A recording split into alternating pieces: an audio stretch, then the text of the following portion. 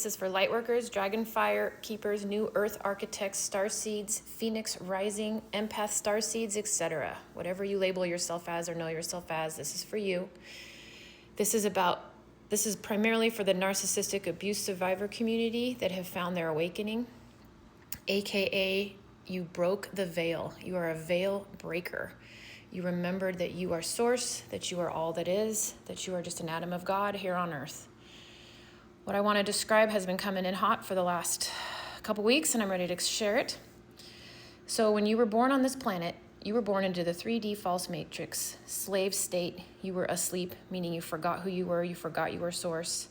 You were under the veil, you were in the upside down, which is the demiurge, the opposite of oneness. The upside down, like I love the Stranger Things metaphor. So you are an atom of God here on planet Earth that has been in a slave state. You came down here to save this planet and bring her into the fifth dimensional frequency. She was in one of the worst states possible, and you are a strong enough soul to come down here and sign up for this mission. And without knowing it for years, like me, your frequency was a sponge for negative energy. You were feeding the matrix. You were part of it. You were miserable, but you were trying your best to survive. You were in survival and fear.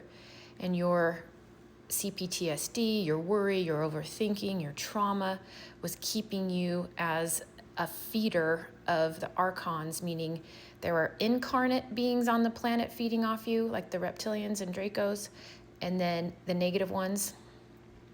And then there's also feeders, negative beings that don't have their own light, narcissists, embodied and in spirit, meaning we just can't see them, they're in different form, in another higher density realm, feeding off this frequency.